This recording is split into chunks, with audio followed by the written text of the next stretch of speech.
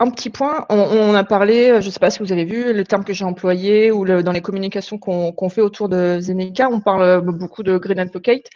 C'est en fait l'organisation de Zeneca fait que il y a des sujets qu'on souhaite porter et ou dans lesquels on souhaite en fait faciliter les échanges, communiquer en interne, en externe, accompagner les collaborateurs sur leur montée en compétence sur certains sujets. Et donc, on a différents sujets qu'on aborde. Donc, des échanges autour du développement, quelles sont les bonnes pratiques, comment on fait pour monter en compétences, quels sont les standards qui sont à respecter. Et donc, du coup, on a des personnes, notamment comme Jean Bizuti, qui ont un rôle d'advocate autour du développement. Ensuite, on a aussi des personnes qui sont advocates dans la culture d'open source, parce que c'est un sujet qui est important pour Zeneca, de pouvoir partager des connaissances. Et l'open source chez Zeneca, ça touche tous les sujets, pas que le développement, ça touche aussi le partage de connaissances, de bonnes pratiques dans la gestion de, par exemple, on a open sourcé notre PRA sur la gestion de la crise. Donc voilà, le partage d'informations est quelque chose de très important chez Zeneca. Et on a donc ça, c'est 2 advocacy qui existent depuis longtemps chez Zeneca. Et depuis l'année dernière, donc on a des nouveaux advocates plus orientés green, et c'est le sujet du talk. Luc, as-tu pu retrouver ton... Je suis là. Parfait. Mais je te laisse continuer du coup. Oui, c'est toi qui contrôle les diapos. Oui. Tu peux passer à la suite si tu veux. Donc parmi toutes ces initiatives qui foisonnent un peu dans chacune des agences, nous nous sommes rendus compte que différentes agences avaient lancé des initiatives sur l'arrêt d'utiliser des gobelets pour utiliser plutôt des mugs, de changement de fournisseur d'énergie. Enfin voilà, il y a tout un ensemble d'initiatives éco-responsables qui ont été lancées, et la direction a remarqué qu'il y avait quelque chose à fédérer, un mouvement à encourager. Et du coup, il y a eu un appel à candidature un peu pour faciliter la transition éco-responsable du groupe. Et du coup, le lancement d'un appel à candidature en interne pour des volontaires pour faciliter cette transition éco-responsable. Et ça s'intégrait assez bien dans la culture Zeneca, qui est assez horizontale et qui, que ce soit pour des sujets techniques ou non, favorise l'émergence d'idées et puis leur encouragement. Voilà. Donc, il y a eu un appel à candidature qui a été fait en septembre 2019, en proposant que la personne qui prendrait ce rôle d'éco-ambassadeur ou ambassadrice aurait 40 jours dédiés chaque année pour faire le lien entre l'initiative, les documenter, répondre à des questions sur voilà, je souhaite changer de fournisseur d'énergie dans mon agence, comment puis-je faire? Et au final, il y a eu une douzaine de personnes qui ont candidaté, et finalement, c'est 3 personnes qui ont été retenues plutôt qu'une. Donc Marjorie à Paris, Serge et moi à Rennes, en partageant ce budget temps-là. Et plus tard, Raphaël Lemaire nous a rejoints, qui avait déjà un certain nombre de compétences liées au numérique responsable, hein, qui avait déjà un budget temps alloué à ces questions-là. Et finalement, en 2021, pour faciliter la lecture de l'extérieur, nous sommes tous les 4 ambassadeurs et ambassadrices éco-responsables chez Zeneca. Donc la mission telle qu'elle est exposée au groupe, à nos collègues et à l'extérieur, c'est en tant qu'éco-ambassadeur ou ambassadrice, nous souhaitons abaisser l'impact environnemental de Zenica en proposant des leviers à nos clients pour le diminuer chez eux et afin de répondre aux défis environnementaux et sociaux du changement climatique. Donc c'est une user story assez conséquente et on n'est pas trop de 4 pour pouvoir la mener à la fois en interne et en externe. Effectivement, comme disait Luc, c'est une user story conséquente et donc on l'a divisée et on continue de la diviser en plein d'éléments qui sont plus actionnables. Et d'ailleurs, pour ce faire, en fait, on a notre première action en tant que Green Advocate, ça a été de réfléchir sur quel levier on pouvait agir et comment on pouvait partager nos informations. Donc, c'était en début 2020, quand on pouvait encore se déplacer et qu'on n'avait pas cette vision de l'année qui allait suivre. Et donc, on s'est dit que comme les initiatives venaient des agences, c'était en première, une grosse action qui était à mener, c'était comment agir, partager les initiatives au niveau des agences. Ensuite, on avait tous des connaissances, que ce soit nous, les éco-ambassadeurs ou d'autres personnes. Donc, on s'est dit que c'était important de pouvoir promouvoir la connaissance. C'était un autre axe sur lequel on allait devoir travailler. Et c'est aussi de toute façon dans l'ADN de Zenica. Donc, on a l'habitude de partager les connaissances en interne dans ce qu'on appelle des demi-journées ou des journées qu'on appelle des technosaures, où chacun va pitcher ses connaissances, partager ses connaissances, mais aussi à l'extérieur, comme par exemple ce qu'on fait maintenant ou des night classes qu'on fait régulièrement. Et mais c'était pas tout. C'est aussi donc on a aussi notre métier, c'est la création de services numériques. Donc c'était aussi un axe sur lequel on voulait travailler et sur lequel il fallait vraiment qu'on monte en compétences parce que là on débutait encore.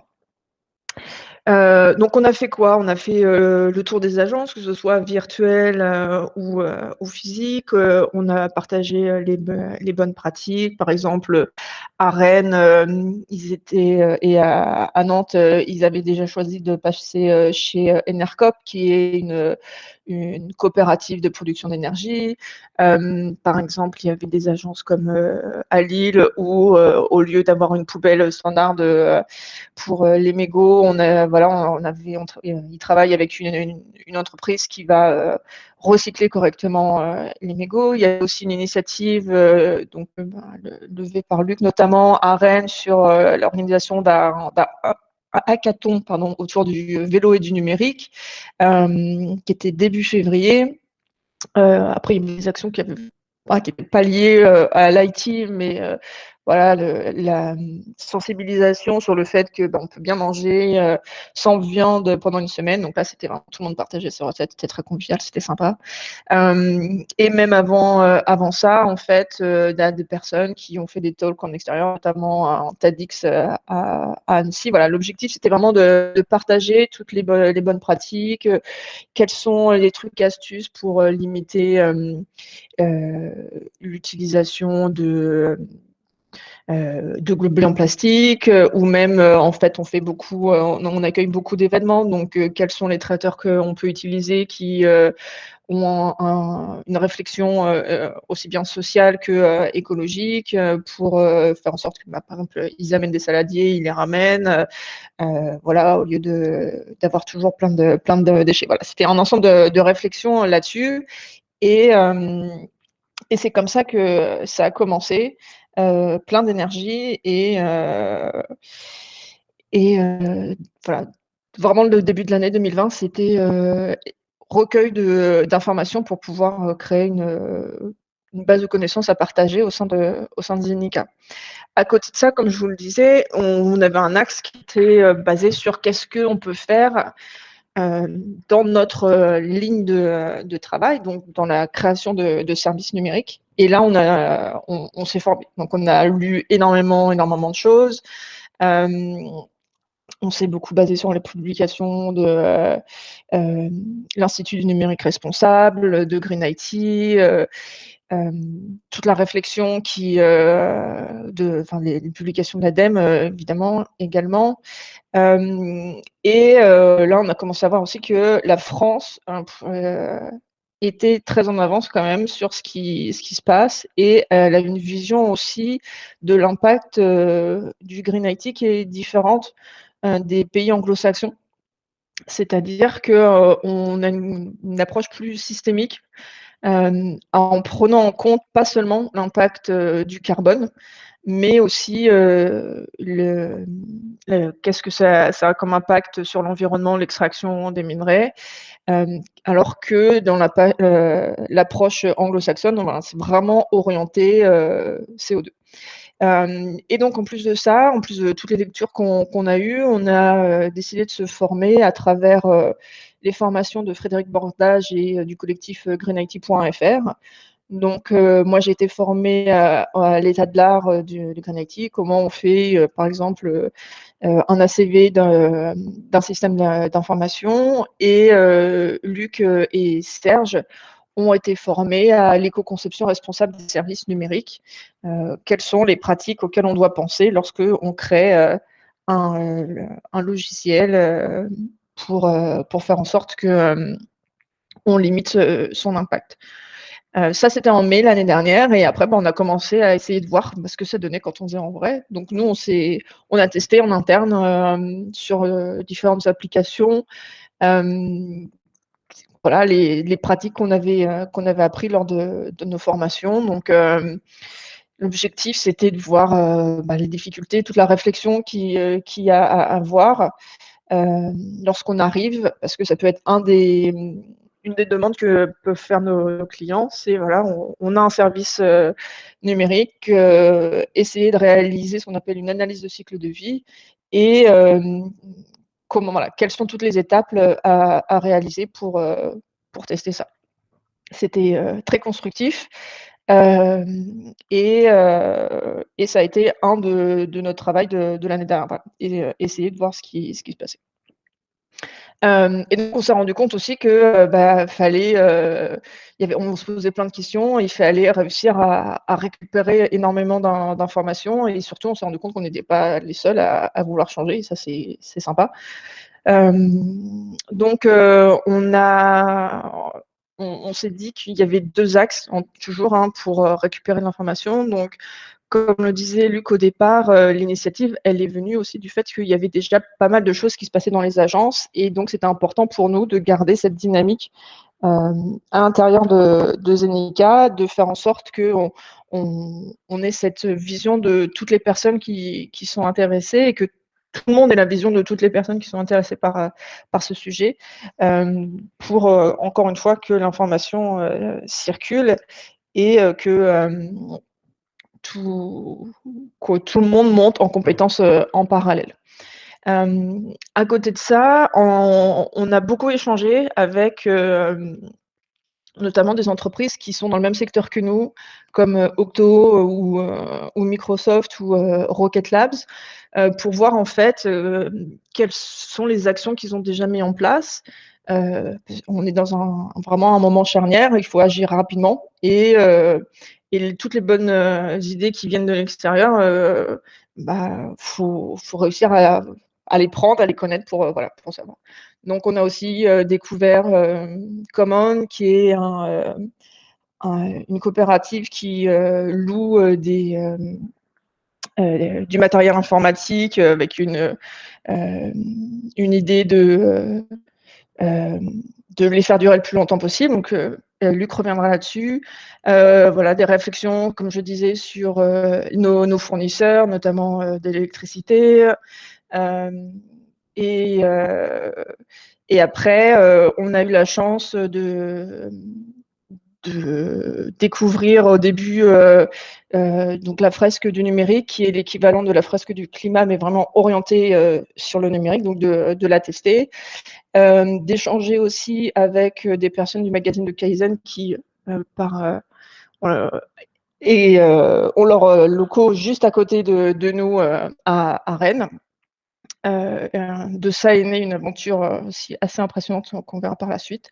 Et puis après, évidemment, des réflexions sur comment on calcule notre bilan carbone, comment on peut compenser notre impact en attendant de changer, donc avec Carbone 4 et Écoterie. Voilà. Et tout ça, toutes les informations qu'on a eues, que ce soit nous ou d'autres personnes, on a essayé de les partager. Donc, dans des conférences, par exemple dans la Green Conf, on a de personnes qui sont intervenues pour faire une présentation de ce que ça veut dire faire de l'éco-conception, et des éléments par exemple, plus pragmatiques lors de la Zweite Society Day.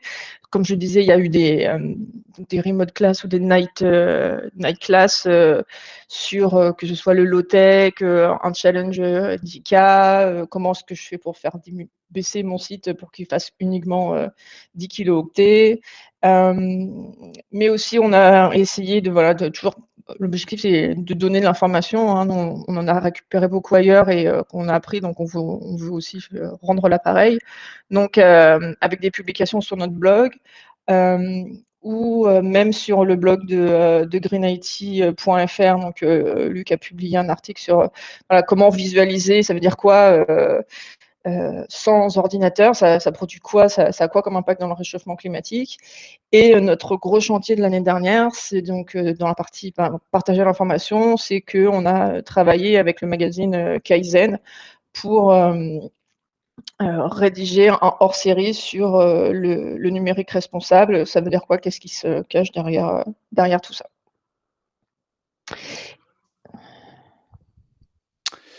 Merci Marjorie. Bonjour à tous. Donc moi je vais vous parler du bilan carbone dans un premier temps. Donc tout ce qu'on vient de vous raconter, donc il y a beaucoup d'idées. Hein. Nous on est des scientifiques. On aime bien avoir des approches quand même scientifiques, même sur le sujet de l'écologie, un sujet qu'on maîtrise pas forcément, c'est pas notre métier. Donc que ce soit pour les applications qu'on a créées ou pour le fonctionnement de l'entreprise, il y a 2 gros outils de mesure standards, bien codifiés. Donc c'est l'analyse de cycle de vie dont Marjorie vient de parler. Donc là, c'est plutôt pour les services et pour les produits. Et le bilan carbone, donc qui est vraiment l'outil français de référence, qui a l'avantage et l'inconvénient d'être obligatoire, j'ai envie de dire. C'est un inconvénient parce que, actuellement, on va dire que c'est pas très dissuasif les pénalités si on le fait pas. Alors c'est obligatoire pour les entreprises de plus de 500 salariés tous les 4 ans. Donc, on a obligation de faire un bilan carbone et de le publier sur le site de l'ADEME, qui est l'agence environnementale ministérielle. Et bon, voilà, quand on regarde un petit peu les bilans carbone qui sont déposés sur le site, voilà, on peut se permettre de faire ça de manière assez light. Donc ça peut être un petit peu frustrant. Donc le bilan carbone, c'est quoi? C'est un petit peu comme une comptabilité, sauf que voilà, on compte le carbone plutôt que les zéros qui s'additionnent ou qui se soustraient. Donc il est défini dans le temps, donc c'est sur une année civile. Comme vous le savez, l'année dernière, c'était une année un petit peu spéciale. Donc pour s'organiser quand on veut essayer de tenter des choses, c'est pas forcément facile. Disons que notre créativité est mise à rude épreuve, on va dire ça comme ça. En général, ce que font les entreprises, c'est qu'elles sont accompagnées par un cabinet de conseil spécialisé sur la rédaction et la publication de bilan carbone, parce que c'est un vrai métier, comme la comptabilité. Donc nous, on pensait qu'on allait faire la même chose, et puis voilà, en mars, c'est devenu un petit peu compliqué d'organiser ce genre de choses, et on va dire qu'il y avait d'autres priorités qui sont apparues pour tout le monde. À juste titre, c'est devenu un peu secondaire.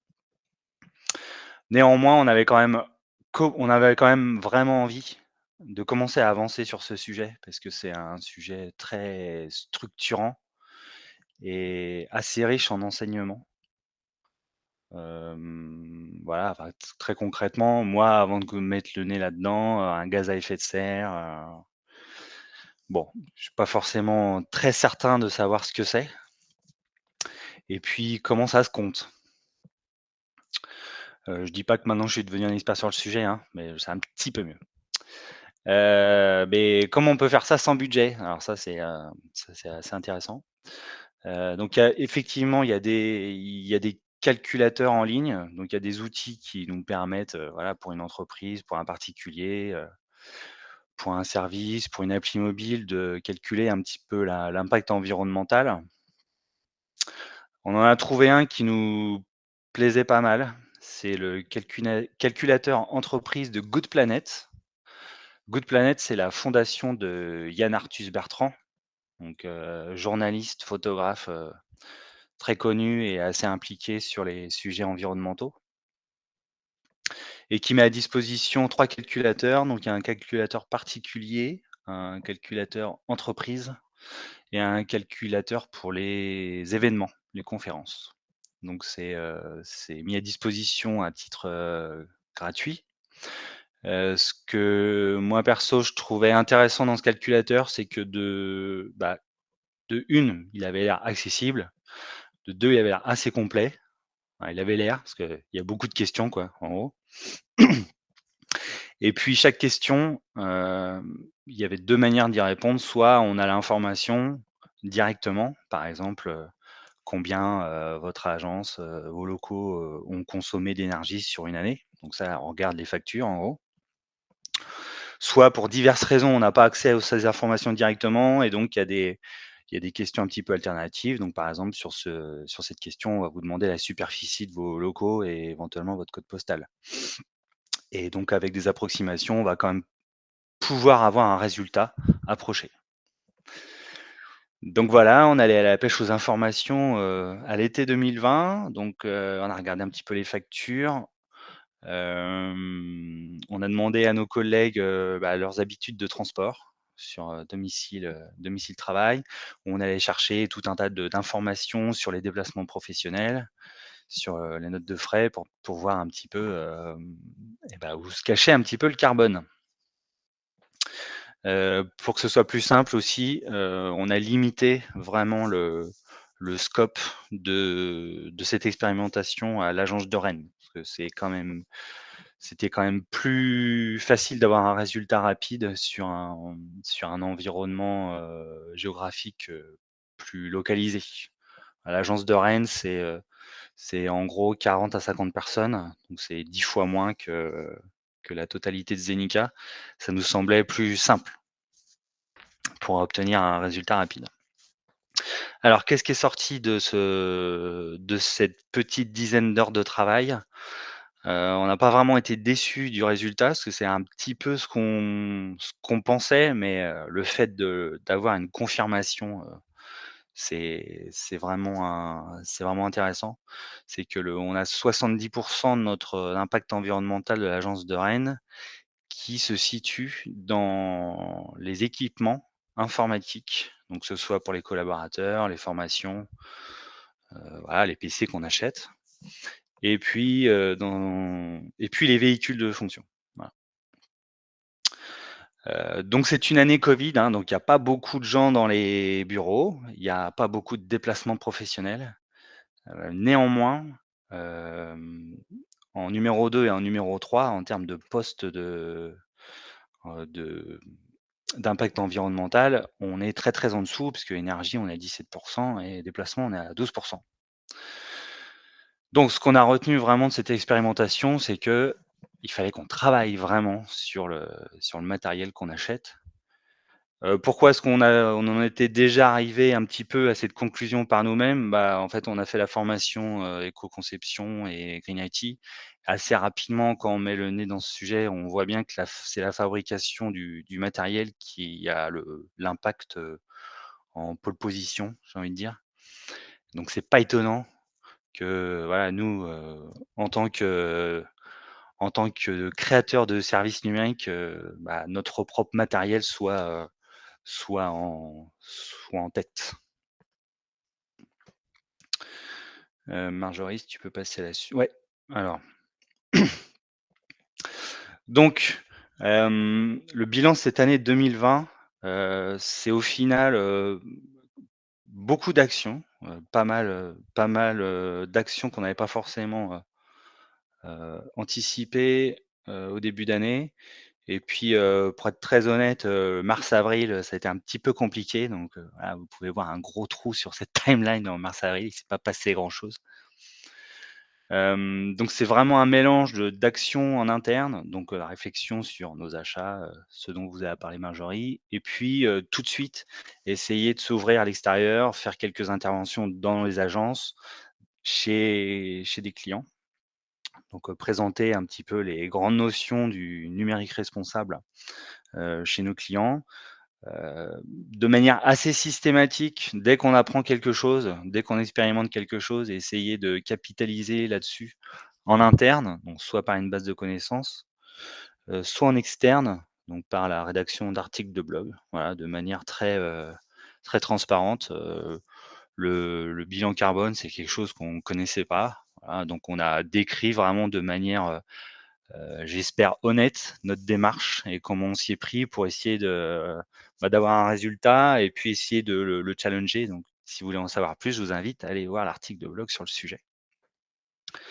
On n'a pas vraiment réussi à embarquer beaucoup de monde en 2020 parce que c'était quand même compliqué. On devait aller dans les agences à la base, aller porter la bonne parole. Ça a été un petit peu compliqué, on l'a fait en remote, mais voilà, c'est passé un petit peu, c'est devenu un petit peu secondaire cette année 2020 et donc en 2021, le but c'est, bah, voilà, de passer la seconde sur ce sujet. Alors pour ça, on s'organise. Voilà, merci Marjorie.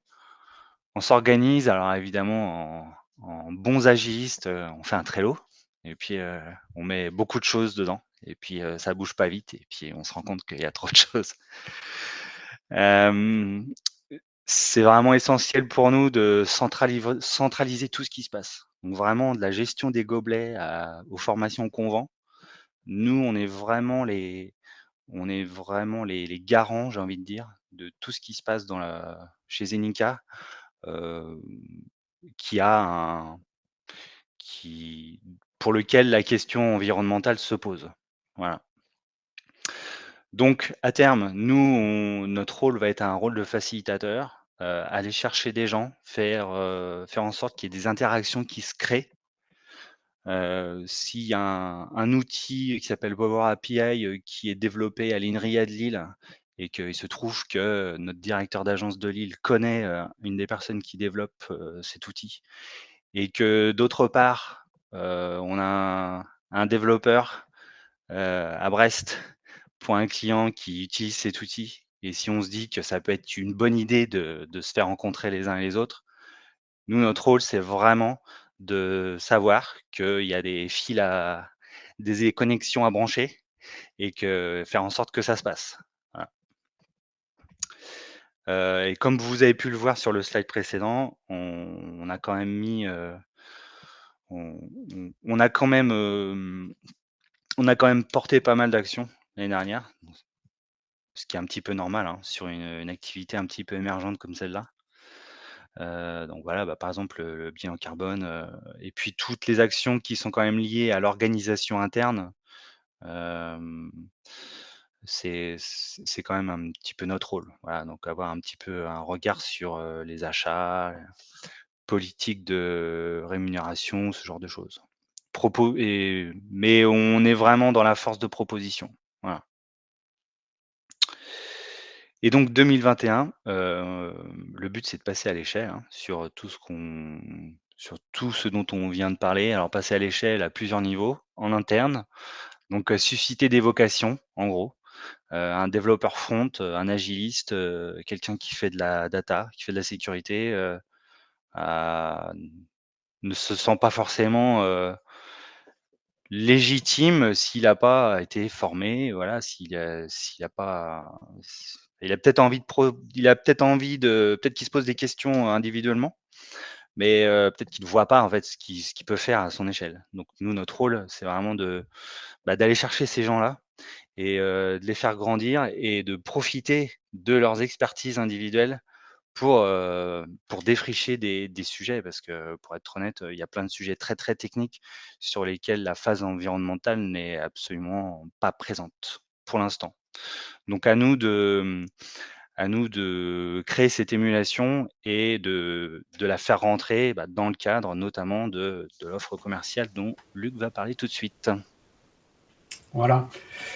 Et effectivement, la création de cette offre commerciale, c'est aussi un premier aboutissement dans la valorisation de ce que nous avons pu apprendre, éco-ambassadrices et ambassadeurs, sur le développement logiciel.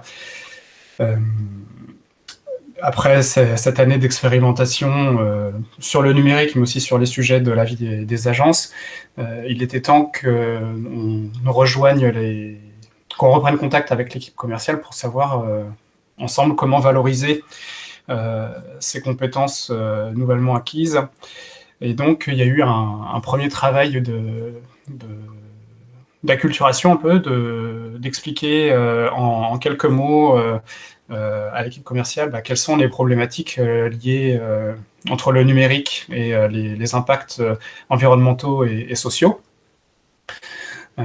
Voilà, comment est-ce que c'est la consommation quand ça fonctionne qui pose un problème? Est-ce que c'est plutôt la construction? Donc non, selon les critères qu'on étudie, la consommation d'eau douce, l'émission de gaz à effet de serre, l'extraction de ressources géologiques, et en fait on se rend compte que pour un certain nombre, la majorité des impacts, c'est à la fabrication que les équipements causent la majorité des problèmes. Et donc, que ce soit pour nous, travailleuses et travailleurs du numérique, ou nos clients, pour qui on développe des services numériques, eh bien, il y a un vrai enjeu de faire durer le matériel le plus longtemps possible, que les applications qu'on développe pour nos clients soient sobres, tout en étant élégantes, évidemment, mais que ce ne soit pas des usines à gaz avec plein de fonctionnalités, avec potentiellement des problèmes de mémoire, des choses comme ça. Et si les pages sont très lourdes à s'afficher sur les terminaux des utilisatrices et utilisateurs des clients, ils vont avoir envie de changer de téléphone, et c'est un appareil qui ne se recycle pas. Donc voilà, on a dû échanger tout un tas d'informations avec l'équipe commerciale, et expliquer comment on avait déjà l'essentiel des bonnes pratiques à adopter pour développer avec nos clients des services numériques éco-responsables. Et donc pour ça, il s'agit de choisir de se demander si les fonctionnalités qu'il faut développer... j'en suis pas encore là. Il s'agit de se demander si les fonctionnalités qu'on veut développer pour le client, quelle est la valeur minimale à atteindre. Est-ce qu'il n'y a pas du superflu qui pourrait être évité? Et dans les choix d'architecture technique, comment rejoindre aussi cette sobriété-là? Et puis enfin, pour le déploiement et la mise en ligne du service numérique, quelles sont les bonnes pratiques pour réduire au maximum l'utilisation du matériel informatique, que ce soit data center, infrastructure réseau ou les terminaux de consultation du service numérique. Donc voilà, il y a un certain nombre de jalons qu'on a franchis avec l'équipe commerciale pour construire une offre vraiment dédiée à Green IT et accompagner nos clients sur ce sujet-là. Voilà pour ce point de l'offre commerciale. Et du coup, nous, en interne, ça a posé la question de notre équipement informatique. Voilà, comment est-ce qu'on peut aller vers une utilisation plus responsable de notre matériel informatique? Parce que, comme d'autres sociétés de services, Zenica a un modèle où le matériel informatique est loué sur une durée de 3 ans. Et là, les contrats ont été faits avec Dell, puis avec Lenovo en termes de fournisseurs de matériel. Et ce sont des matériels qui sont pas conçus pour être facilement réparables ou être mis à jour. Très rapidement, on se retrouve confronté avec de la colle, de la soudure. Et du coup, c'est compliqué de réparer ou de faire durer ce matériel plus longtemps. Et par contre, on a voulu tester un ordinateur portable fourni par un autre constructeur qui s'appelle Y, qui est un constructeur suisse, donc qui fait la conception sur le territoire européen, même si la fabrication elle est toujours déléguée en Asie. Mais ce matériel, il est conçu pour que la batterie elle soit déclipsée, que l'essentiel des matériaux, des composants puissent être dévissés et revissés sans... voilà, que ça prenne entre 5 et 10 minutes pour changer la RAM, le disque dur, l'écran. Donc en fin 2019, notre DSI, Pierre Rabhi, a acheté un exemplaire de cet ordinateur. Donc on a testé le modèle N650DU. Donc c'est moi qui ai fait ce test. Donc c'est mon ordinateur, c'est l'ordinateur avec lequel je travaille au quotidien et avec lequel je fais cette présentation. Et après 3 mois d'utilisation, je suis très satisfait. Alors, j'ai fait un petit tableau récapitulatif un peu qui compare le Y à gauche et le Dell à droite. Donc, l'ordinateur Y est un petit peu plus grand dans ses dimensions. Il pèse aussi 500 grammes de plus. Ceci étant dit, il a une connectique qui est plus fournie. Donc 3 USB, un USB-C, un câble, une sortie HDMI et VGA, donc ça c'est assez pratique selon lorsqu'on doit se déplacer chez les clients ou quand on veut intervenir en établissement de formation, des fois pour le vidéoprojecteur on a besoin d'un port HDMI ou VGA, donc voilà, il y a un peu cette souplesse-là. Il y a une prise Ethernet aussi qui permet de ne pas se prendre la tête avec les déconnexions Wi-Fi. Voilà. En termes de périphérique, il est aussi davantage fourni avec un lecteur graveur de CD-DVD, lecteur de carte externe. Ça, c'est pas forcément pertinent dans notre métier, mais voilà, ce modèle se prétendait couteau suisse et je remarque quand même qu'il remplit bien cette mission-là. Dans les plus et les moins, alors là c'est des choses plutôt personnelles, sur cet ordinateur Y j'étais content de retrouver un pavé numérique, donc ça explique aussi pourquoi l'ordinateur est un petit peu plus grand, c'est qu'il a un clavier qui possède un pavé numérique. Je suis aussi content que la webcam elle soit située en haut de l'écran et pas en bas. Dans la qualité des échanges en visio, c'est quand même plus agréable comme point de vue. Par contre, ce que j'ai regretté sur cet ordinateur, c'est qu'il n'y a pas de témoin lumineux pour le verrouillage des touches numériques et le verrouillage des majuscules. Bon, c'est pas non plus un gros problème non plus, mais c'est quelque chose qui m'a un petit peu manqué. Et on constate aussi que à performance égale, hein, c'est un microprocesseur i7, 16 Go de RAM, un disque dur de SSD de 500 Go. Et avec l'ordinateur Y, on est quand même à moitié prix quasiment par rapport au Dell, donc c'est quand même assez intéressant. Voilà. Donc c'est un ordinateur qui est notamment proposé par un loueur français qui s'appelle Common. C'est une société coopérative basée à Strasbourg dont les contrats de location sont intéressants pour le fait qu'ils puissent s'étendre à la durée de 5 ans. En fait, chez les loueurs de matériel informatique, il y a 2 modèles économiques qu'ils proposent. Soit une location pas chère, et au bout de 3 ans, on est obligé de le rendre. Et c'est là que le loueur, lui, le reconditionne et le revend en ordinateur de seconde main. C'est à ce moment-là que le loueur fait sa marge. Soit c'est un loyer un petit peu plus cher et on peut allonger plus facilement la durée de location. Et donc, Common s'inscrit plutôt dans cette démarche-là avec différentes prestations de services sur l'entretien de l'ordinateur, son remplacement, voilà. Donc, je vois qu'il y a une question, une idée de l'origine d'une telle différence de prix. Eh ben, aucune, non, j'en ai pas trop.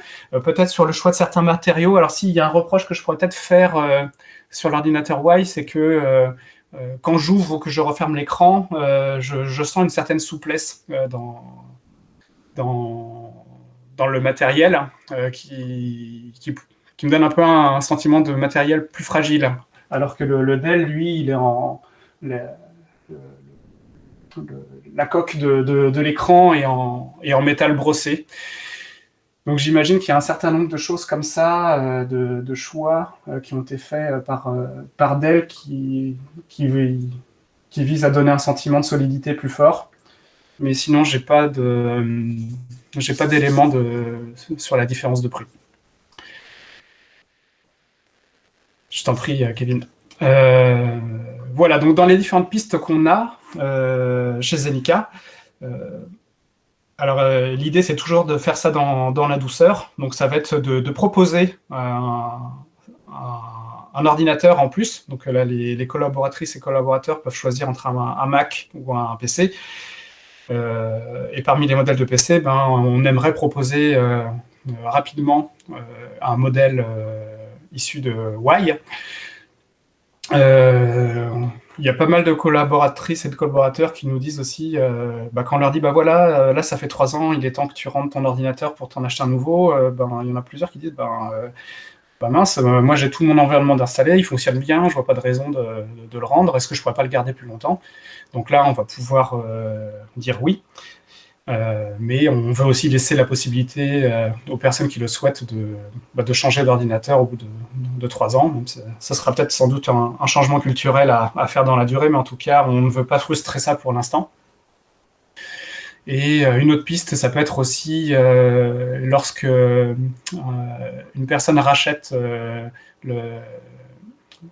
son ordinateur portable, au lieu que Zenica paye un loyer au loueur, Zenica pourrait dédommager la personne de ce montant-là ou d'une fraction de ce montant-là pour dire voilà, tu as fait le choix d'utiliser un ordinateur plus longtemps, on te dédommage financièrement pour encourager ta démarche. Voilà un peu les différentes pistes qu'on a pour la rallongement du durée de l'ordinateur. Alors, on a été aussi sensible à la démarche de compensation carbone. C'est un sujet de débat, et voici comment nous, on a choisi de le suivre. La compensation carbone, c'est pas une fin en soi. Pour nous, ça n'a pas de sens de soigner quelqu'un alors que c'est quelqu'un d'autre qui est malade. Et c'est un peu le cas, la compensation, c'est un phénomène dont il faut tenir compte à l'échelle de la planète, où il va y avoir des pays qui vont émettre beaucoup de gaz à effet de serre parce que c'est là-bas qu'on extrait les terres rares, c'est là-bas qu'on construit les ordinateurs, c'est là-bas qu'on extrait le graphite pour faire les batteries. Et par contre, c'est chez certains pays clients, comme les pays européens, notamment, où on va avoir des initiatives de plantation de forêt. On voit bien que ça a un équilibre au niveau de la planète, mais que c'est pas une fin en soi, parce que ça peut être pris comme du greenwashing, ça peut soulager les consciences et ne pas chercher à changer les choses.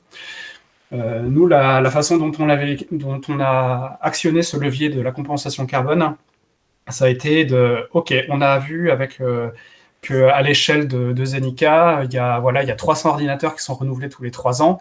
Ça fait 300 kilos d'équivalent CO2 émis par chaque ordinateur neuf qui vient.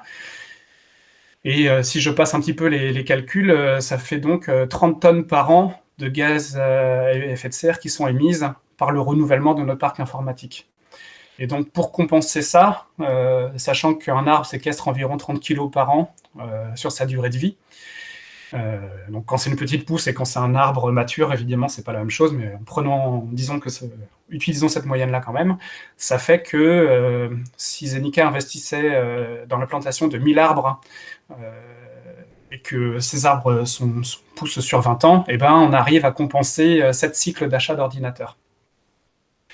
Donc, il y a quelques semaines, on a lancé ce partenariat avec Écoterie. Donc, Écoterie, c'est une société française qui a proposé une innovation dans la gestion de parcs forestiers. Donc, ce sont des forestiers à la base chez Écoterie.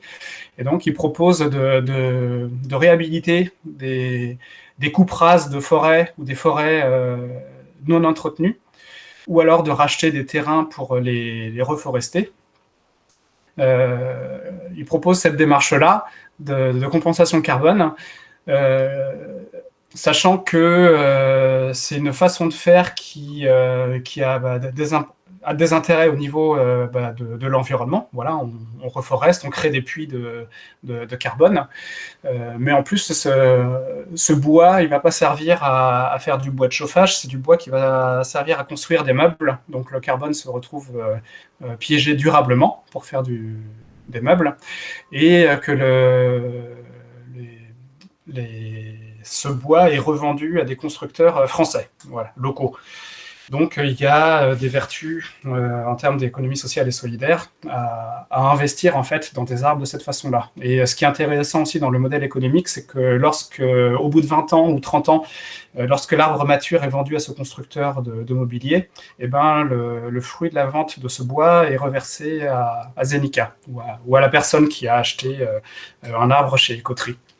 Donc c'est un investissement à long terme qui ne représente pas un rendement de fou, c'est estimé autour de 2%. Donc ça peut avoir un intérêt économique, mais les intérêts que nous on y a vus, ça a été d'améliorer la biodiversité à l'endroit où les arbres sont plantés, d'une part, d'activer l'économie locale à cet endroit-là, et d'un point de vue plutôt bilan carbone et compensation, on sait que c'est pas quelque chose à long terme, mais ça nous permet d'agir, de piéger du carbone, et donc de freiner à notre échelle le réchauffement climatique que nous causons, le temps que nous mettions en place des actions plus durables de transformation. Donc c'est vraiment comme ça. Pour l'instant, on n'a pas communiqué à l'extérieur sur ce partenariat parce qu'on veut trouver les bons mots pour présenter ça comme une façon de se donner du temps vis-à-vis du réchauffement climatique, de trouver des actions chouettes à faire avec ces arbres-là, donc soit organiser des événements comité entreprise, des sorties en forêt, mais on sent que ça va pas être pour tout de suite. Et on sait que la façon dont Écoterie fait, il y a une diversité d'arbres qui est plantée. C'est pas une monoculture, il y a au moins des châtaigniers et des douglas. Et que la façon dont ces forêts sont entretenues, c'est seulement les arbres matures qui sont coupés puis replantés. Donc il n'y a pas de coupes rases qui sont très dévastatrices en termes de biodiversité parce que c'est tout un écosystème qui est détruit lorsqu'on coupe toutes les arbres sur toute une parcelle. Donc, voilà, on cherche des façons encore de faire des choses chouettes autour de ces arbres pour que ce ne soit pas juste une façon de se décharger la conscience. Donc voilà pour cette diapo. Alors, comme tu viens de le dire, Luc, on va aussi faire autre chose, c'est qu'on va mieux compter le carbone, parce que la compensation de carbone a un coût. Donc ce que vient de vous montrer Luc, c'est la compensation de 300 PC, je crois, renouvelés tous les ans, tous les 3 ans. Donc voilà, donc là, en se limitant juste au PC, on est à 15 000 €. Bon, 15 000 € pour une boîte de 500 personnes, c'est pas non plus excessif, mais enfin ça, plus ça, plus ça, ça commence à faire, et peut-être qu'en comptant mieux le carbone, on va aussi découvrir des choses qu'on n'avait pas forcément vues au début. Donc peut-être que la facture va augmenter ou baisser. Pour le savoir, on va faire un vrai bilan carbone. Donc on va se faire accompagner par le Carbone 4, qui est le cabinet de conseil fondé notamment par Jean-Marc Jancovici, donc vous voyez la photo à gauche, qui est le créateur du concept de bilan carbone, en gros. Pour résumer, qui fait partie de tout un tas de commissions au comité à l'environnement, je crois, au commissariat à l'environnement, ce genre de choses, qui est assez réputé en France sur le sujet. Donc Carbone 4, on va se faire aider par ce cabinet de conseil pour notre bilan carbone, donc à l'échelle du groupe, cette fois-ci. Donc ils nous ont envoyé tout un tas de grilles à remplir avec plein de chiffres, plein de cases. Fondamentalement, c'est pas beaucoup plus compliqué que ce qu'on a fait l'année dernière sur le calculateur gratuit. Ça va évidemment plus loin, mais les concepts, on les a quand même déjà pas mal découverts l'année dernière. Les interlocuteurs en interne, on les connaît. Les difficultés, on les a déjà un petit peu entreaperçues. Donc ça va vraiment être une continuation de tout ça. Le bilan carbone, c'est pas évidemment suffisant hein, pour transformer une entreprise. L'autre gros levier, c'est le changement de culture. On est quand même dans une boîte de high-tech, de développeurs. Le numérique, c'est 4% des émissions de gaz à effet de serre en 2020, je crois, et l'horizon va plutôt vers l'inflation, vers l'augmentation. Donc on n'est pas forcément les meilleurs élèves. Et donc, si on veut que globalement ça s'améliore, culturellement, il y a un travail à faire. Donc Carbone 4 va aussi nous aider à sensibiliser, les Zenica, hein, les salariés, par le biais d'un atelier, qu'on va proposer fin avril. Voilà. Fin avril, on a un événement qui va regrouper, quasiment tous les salariés de Zenica. Donc on va essayer de profiter de cette occasion pour faire un atelier de sensibilisation à grande échelle, qui va durer 2 heures, qui s'appelle MyCO2. Voilà. MyCO2, l'idée, c'est en gros que les gens regardent un petit peu leur impact environnemental individuel et le comparent un peu à celui de l'entreprise, et puis comprennent, sans jugement, visiblement, c'est important, où sont les vrais leviers. Voilà. Ce qui nous permettra, là aussi, de passer à l'échelle, justement, sur la communication en interne. Et puis, c'est bien que ce soit fait par des experts, pour ne pas vous le cacher. Voilà, donc suite à ce bilan carbone, pour chaque poste significatif, va se poser les 2 questions. Soit on change de pratique de manière à abaisser notre impact environnemental lié à cette pratique, exemple, les transports, voilà. Tout ça pour, comme vous le disiez Luc tout de suite, compenser, mais de manière globale, à la neutralité mondiale. Puisque, le CO2, hein, le réchauffement climatique, il est pour tout le monde, contrairement à d'autres, d'autres impacts environnementaux, comme la pollution de l'eau, par exemple, il est global et pas local. Donc on n'a pas d'autre choix que d'agir, en tout cas de réfléchir globalement. Voilà. Alors, qu'est-ce que ça nous apporte tout ça? Je vais commencer. Marjorie, tu veux prendre la main ou je vais juste dire un petit mot parce que mon micro est ouvert. Moi, ce que je trouve super là-dedans, à titre personnel, c'est justement de répondre un petit peu au paradoxe de notre métier qui met très en avant justement la high-tech, hein, la haute technologie, la le fait de consommer beaucoup d'énergie, de ressources. Quand on s'intéresse aux questions environnementales, c'est un petit peu compliqué. Heu, alors ça peut nous empêcher de dormir la nuit, hein, dans un premier temps, mais dans un second temps, on peut aussi se réveiller et se dire: «Il y a peut-être des choses à faire».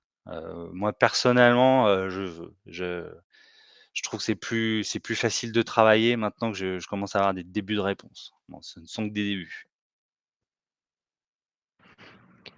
Moi, de mon côté, c'est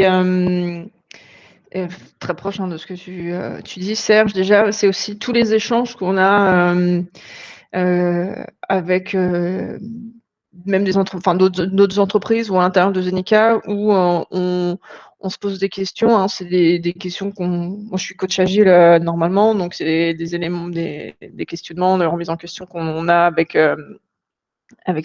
l'approche agile et de voir qu'il y a des actions qui sont pas si compliquées à faire et qui ont un impact important aussi. Ça permet de se redonner du courage avec tout ce qu'on peut lire à gauche et à droite. Donc c'est ça, c'est se rendre compte que c'est pas si compliqué que ça et qu'on ça à portée de main, quoi.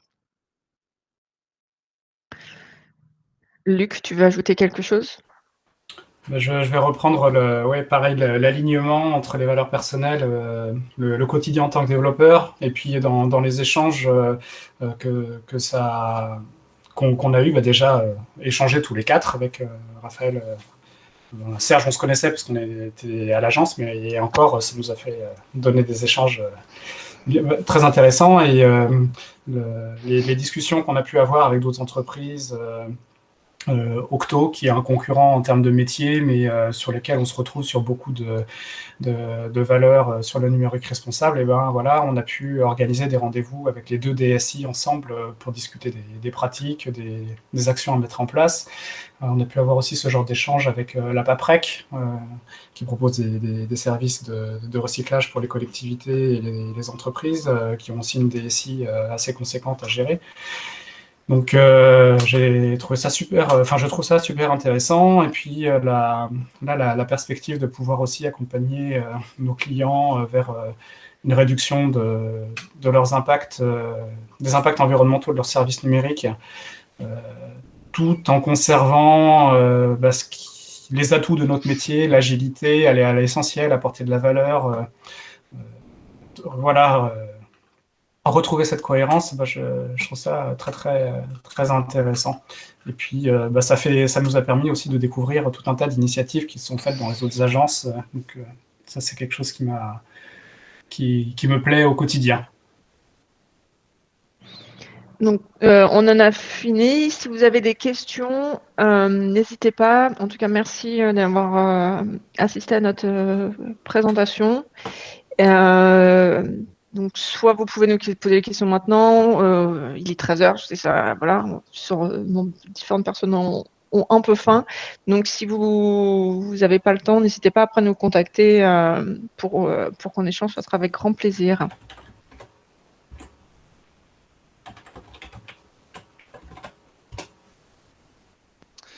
Est-ce qu'on sent un réel intérêt croissant sur le Green IT et numérique responsable chez vos clients, vos collègues? J'ai envie de répondre oui. Après, peut-être que nous, on cherche, comme on cherche ce genre de choses, peut-être qu'on les voit mieux.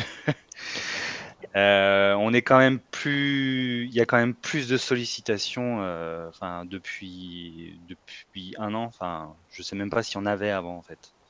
On est sollicité par des fournisseurs, par des clients sur ce genre de sujet. On sent quand même que ça commence à ça gratte un petit peu partout. Et en fait, c'est pour rebondir un peu sur ce qu'on disait juste avant. En fait, ce qui est assez rassurant, c'est qu'on se rend compte quand même que dans beaucoup d'organisations, il y a des gens comme nous qui se posent des questions et qui commencent à agir. Et donc ça, c'est quand même très rassurant. Et puis, quand on cherche des alternatives un peu plus vertueuses à notre façon de faire actuelle, en fait, souvent elles existent. Donc, c'est doublement rassurant. Et pour compléter, il y a aussi les lois qui arrivent, notamment tous les appels d'offres, donc vis-à-vis de nos clients en tout cas, tous les appels d'offres de l'État contiennent des questions RSE, et donc dans le RSE social et voilà, il y a la partie écologique aussi. Oui, je compléterai aussi ça. En fait, parmi nos clients, il y en a un certain nombre qui ont déjà un intérêt personnel pour ça, mais il y a les contraintes RSE que Marjorie vient d'évoquer, et aussi la facturation, tout simplement. En fait, un service numérique plus sobre, il mobilise moins de data centers, moins d'hébergement chez un hébergeur cloud, par exemple. Donc très rapidement, on a une convergence des bonnes pratiques entre la sobriété d'un service numérique et la facturation. Et ça, c'est un lien qui est fait par un certain nombre de clients. Et ça va souvent de pair aussi avec la performance et l'accessibilité.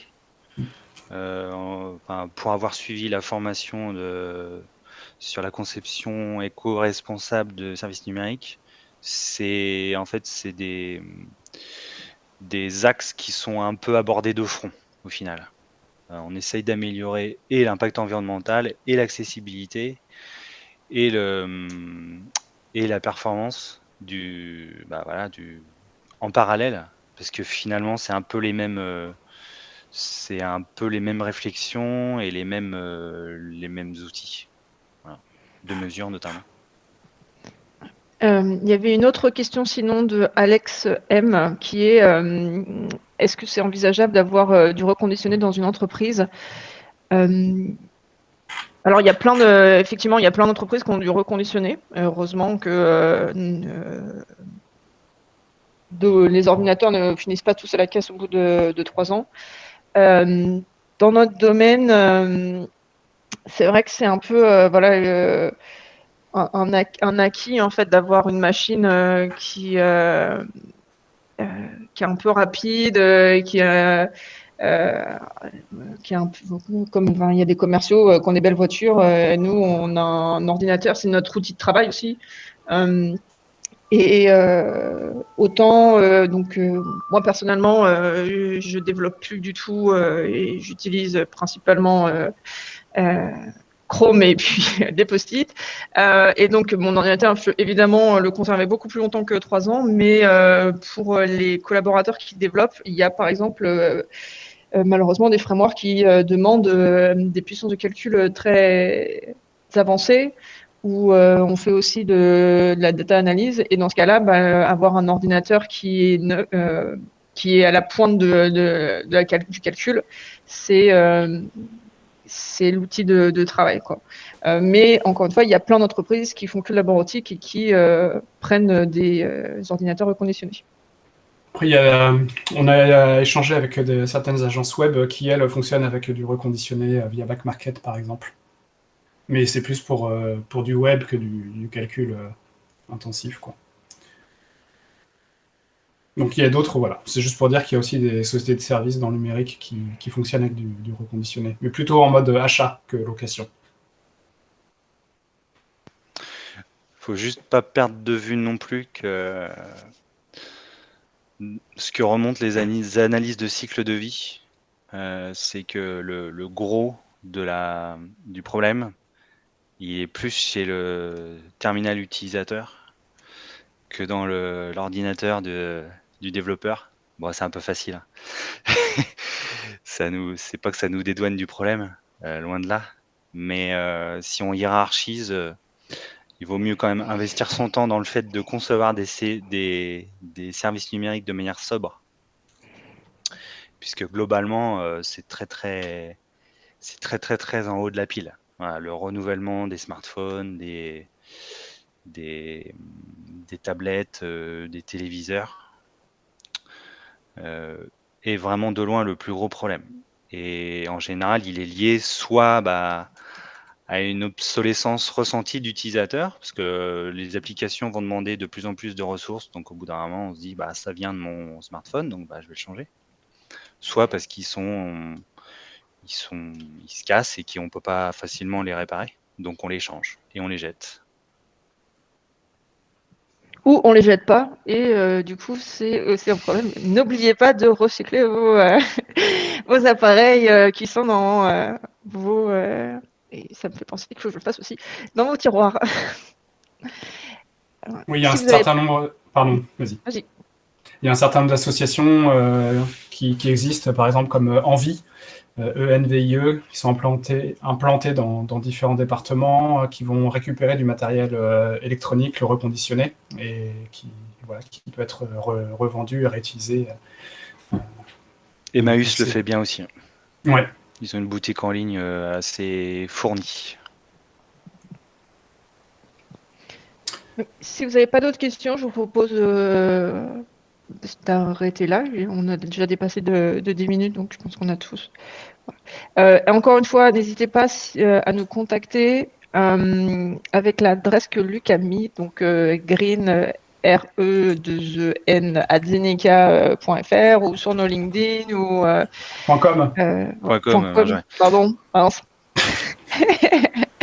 greenzeneca.com ou en passant par Déborah qui vous a envoyé le mail, elle pourra nous transférer. D'ailleurs, je crois que nous sommes en copie du mail qu'elle vous a envoyé. Voilà. Ça a été un plaisir d'échanger avec vous et c'est toujours un plaisir de récupérer des infos parce que il y a des actions qui sont faites à droite à gauche et voilà, on prend tout. On est avide de connaissances.